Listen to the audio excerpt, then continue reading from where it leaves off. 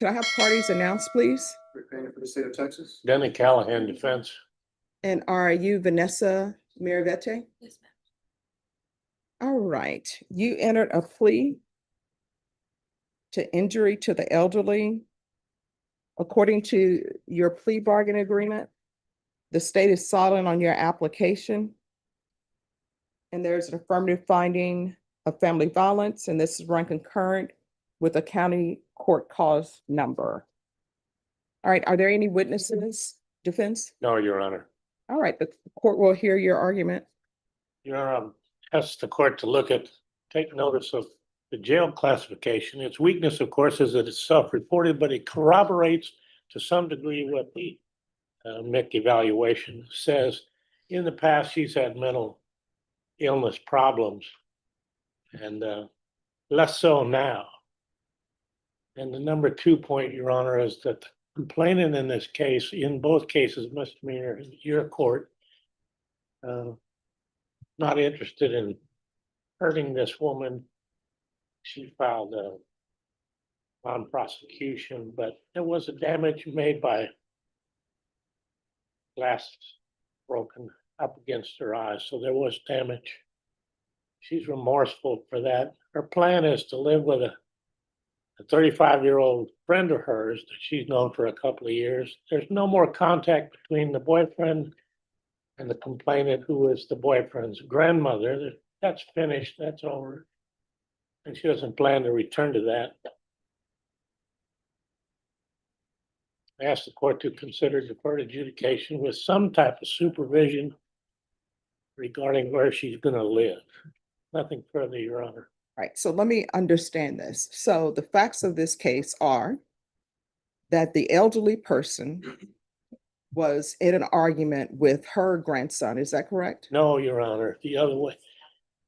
The It says, grandmother it was said the- she had been arguing with her grandson and the suspect got involved. Oh, prior to that, yes, Your Honor, but the real issue was conflict between grandma and her. All right, you want to raise your right hand? Do you solemnly, right hand? Do you solemnly swear and affirm the testimony you give will be the truth and nothing but the truth, so help you God? Yes. All right, you can lower your hand. State your name for the record. Vanessa, Miravete. All right, I'm having trouble hearing you. Louder. Vanessa Miravete. All right, so what is your relationship to the victim in this case? There's no relationship anymore, but I was with her grandson, All right, so you, and how old are you? 24. 24. And how old is the grandson? He just turned 20 in January. All right, and you were living with her? I was living there for about 5 or 6 years You were living with her?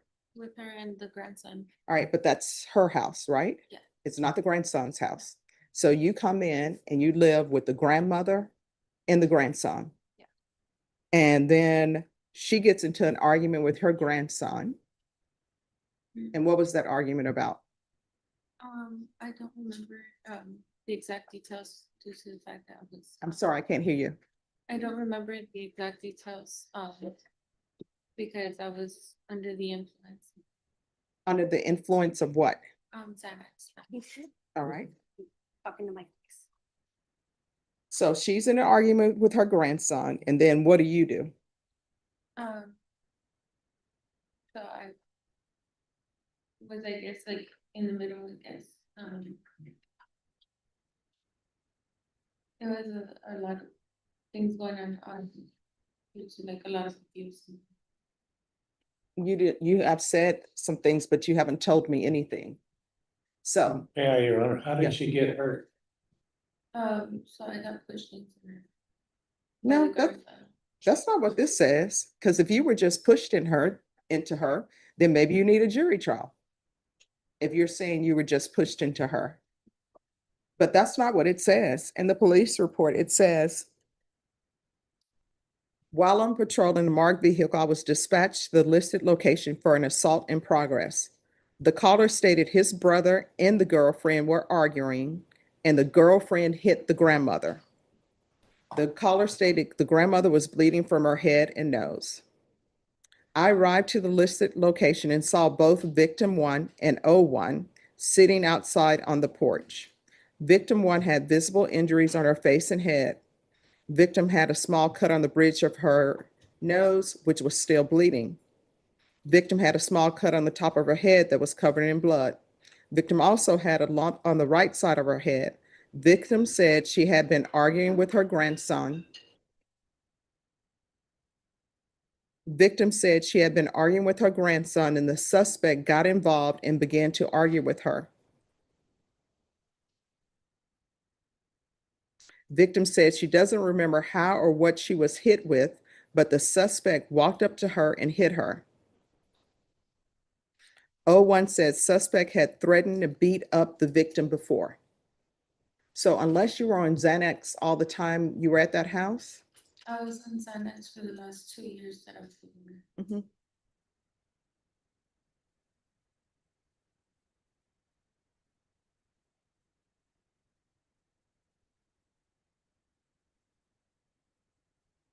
All right, is there anything else? Moment, please, Your Honor.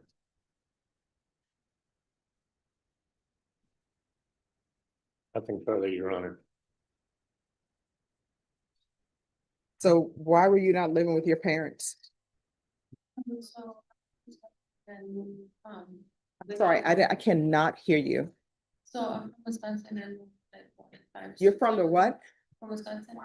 Okay, And so I moved in with him and I was living with him basically for both of them because. did you have a job?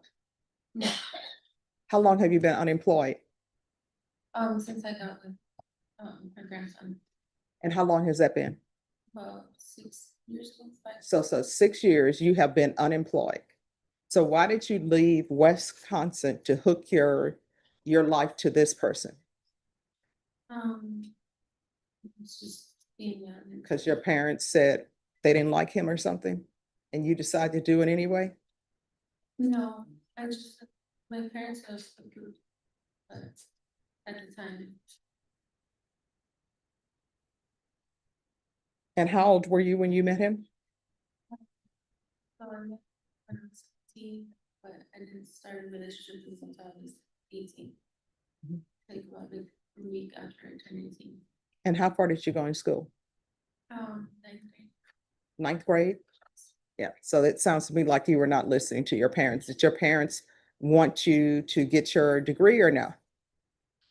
They did, so I was, taking care of my mom. My mom is disabled, and so I was taking care of her, working at the time, and I had a part-time job going to school.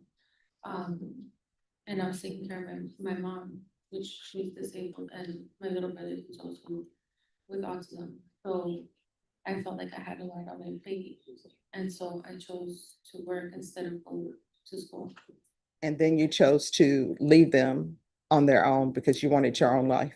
Well, my mom had got married and stuff, so she met her husband, which he still takes care of. Mhm. All right, what is your criminal history?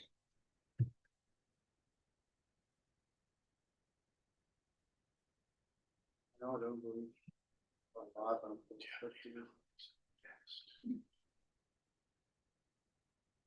No felonies, Your Honor.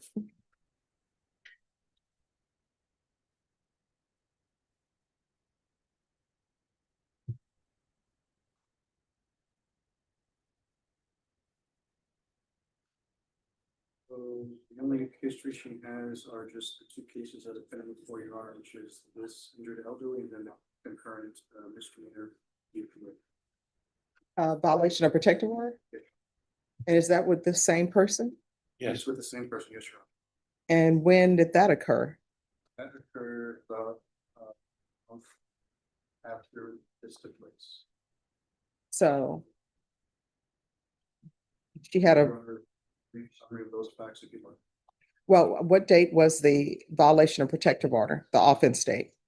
December 17, 2024. This happened November 27th. All right. So you want to tell me about this violation of protective order? So I never like been in trouble before, so I didn't realize like whenever I didn't know how the law worked basically. Well, I mean, if somebody tells you If you receive an order saying that you can't contact somebody, that's how the law works. The order says you can't contact them. Yeah, So continue. so I had went to, pack my stuff, and so I was getting ready to leave, and I guess the grandson had got mad. That I was getting ready to leave, because I was wanting to leave him too. I was with him for 6 years, on and off abusive relationship, so. Because I didn't really have family here in San Antonio, it was harder for me to like just walk away from a relationship.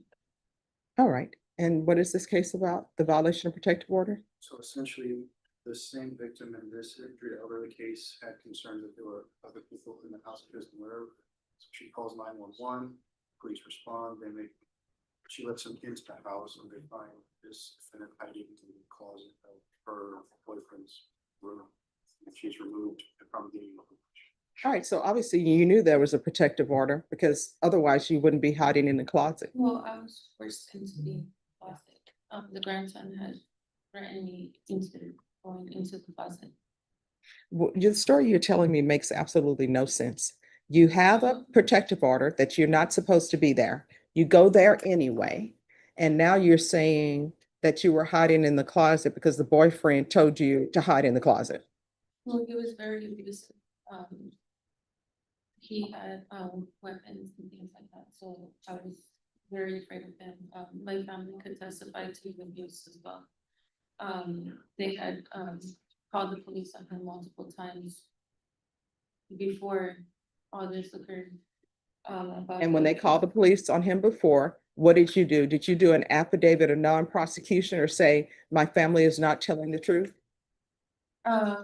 So they never gave me like the option or like explain that to me how the affidavits work or anything. No, I like mean, that. it's either you said So- yes or no, because times have changed. When the police are called out for an abusive situation, your attorney will tell you somebody's getting arrested. Yeah, so. Now, after the he would fact, get arrested and Mhm. his sister would bail him out, within like a few hours, so he would be home immediately after being arrested. So even when he had a protective order, the first time he got arrested, he was still back and he was. still Because that's- listening. because the protective order, that the house you were staying in, that's not your house, that's his grandmother's house. You all are adults just decided to impose yourself on his grandmother. You're there, you don't have a job, and you're just living off the grandmother. No, And I now- have income, still from my family. No, you told me that you hadn't worked in 5 years or 6 years. Yeah, so due to the relationship, I wasn't able to work and I also didn't have, like, my birth certificate for a long time, so I had to get it sent out. Here's the thing, I don't even know if you understand what you're saying to me. You keep changing your story. You told me you didn't have employment, that you hadn't worked for 5 to 6 years. And then now you're telling me, no, I wasn't just living off the grandmother. I had my own money. No, you didn't. You hadn't been working. I mean, you're saying, but you're telling me completely different stories. And Well, I now you're was- telling me that you have a 35-year-old that you're gonna live with. Who is this 35-year-old? It's a friend of mine. Who? I don't know how to explain it. It's a friend of mine, What's the name? Jennifer Jennifer what? Ramos. And where did you meet her? So me and her know each other through mutual friends, and then we met, I don't know, I guess like in the neighborhood and stuff. I'm sorry, met what? In the neighborhood, I guess, or So you're just meeting people in the neighborhood and now you're gonna live with them? Does she have any children? What are their ages? 23, she has a 23-year-old, a 15-year-old. And then she has one that I think is like 10 years old. All right, so if I give you probation, I'm not allowing you to live in homes that have children in them. So, and do you know who all lives in that home other than her and the children? No, it's just them. Hmm? It's just them. Are you sure? Have you been to the house? Do you know she has a boyfriend? She doesn't have one. All right, so when have you been to the house? So I was there once. I don't remember exactly when, like I said, I was like, Was that before or after the violation of protective order? that was before. All right, counsel, I don't know if she would be a good candidate for probation. I really don't know. The remedy of sending to prison is a far worse remedy than trying to find a place for her to live, Your Honor. Well, I know the state is asking for the minimum.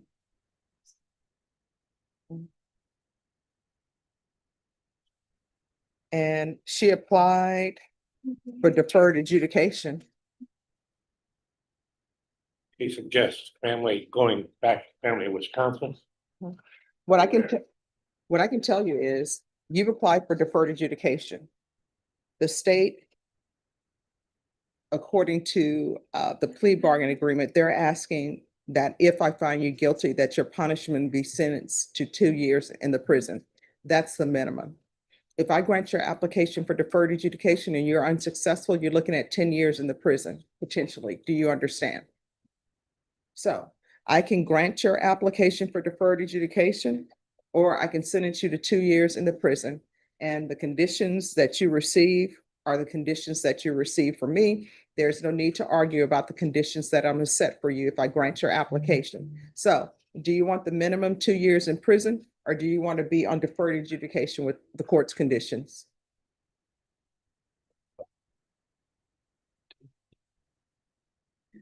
Are you sure? Because let me just tell you, you know yourself better than your attorney knows you, better than I know you. I know that you've been dishonest with me today, but your choices are, and you need to think long and hard about it. 2 years is the minimum. The range of punishment for this offense is anywhere from 2 to 10 years in prison.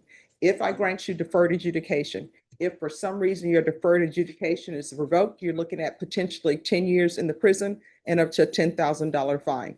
So you know whether or not you can complete this successfully or not. Part of being on probation is you are not allowed to use drugs, period. There's no marijuana, there's no Xanax, none of that. And I'm not going to allow you to reside in any home with children. You're an adult, you need to get your own place, you need to stop depending on other people. Do you understand? So, do you want the 2 years in the prison, or do you want deferred adjudication? All right. Yes. Yes. All right, this is what the court will do. The court is going to sentence you to 8 years deferred adjudication. There's a $1,500 fine. Time and money will run concurrently. Oh, I'm sorry, state. Oh, you're right. Thank you. State your excuse. I appreciate that. So there's a $1,500 fine probated. Proof of employment within 30 days of release. There's to be no employment as a home health care provider or with minors. There's to be no residing with minors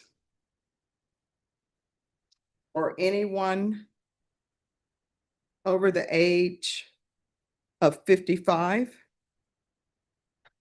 There's to be regular reporting by Zoom or in person. There's to be regular random UAs. There's an affirmative finding of family violence. There's to be no contact with Carmen Rivas or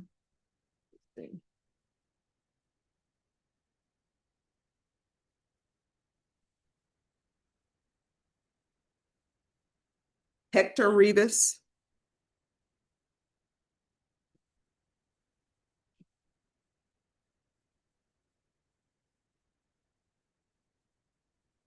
This is to run concurrent with 2025 CC 003873. Can I see the MIC evaluation again, please? Thank you.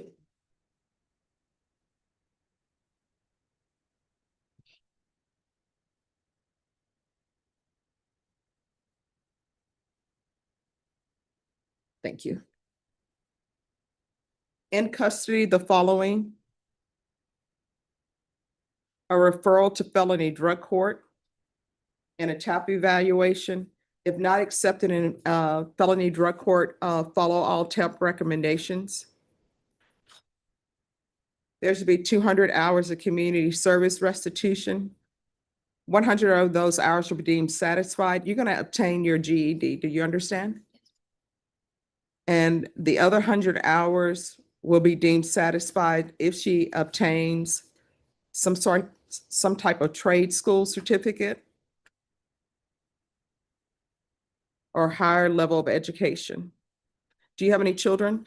No, All right, and you're saying you're thinking about a transfer to Wisconsin? yes. Which county? I'm not sure the exact county, but it's in Milwaukee. All right, let me see what Google tells us.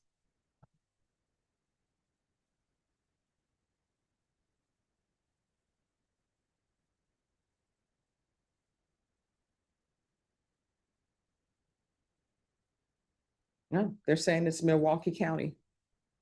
So transfer to Milwaukee County. Field visits 1 time per month until further notice, and 90 sober meetings in 90 days. Probation, is there anything else? Is there anything else you need from the court in order to be successful? No. All right, did you review the trial court certification of defendant's rights to appeal with your attorney? Did you understand it and did you sign it? Because this is a plea bargain agreement, because I followed your plea bargain agreement, and because you waive your right to appeal, you do not have the court's permission to appeal. Because this is an affirmative finding of family violence, you're not allowed to own or possess any weapons or ammunition. If you have a question over what a weapon or ammunition is, you'll need to speak to an attorney. Do you understand? All right, yes. Judge, can you repeat the sober support meetings? 90, Okay, and anger management possibly? yes. I'll add anger management. All right, we can go off the record. Here's the thing, before you get in another relationship with anyone else, you need to get your life together and decide who you are and what you want to do in this world. You understand? She's in her world. Maybe probation will help her. Good luck. Thank you, Judge. You're welcome. Right over here, man. Thanks for watching. Make sure to hit that like and subscribe button for more crazy court hearings like this one.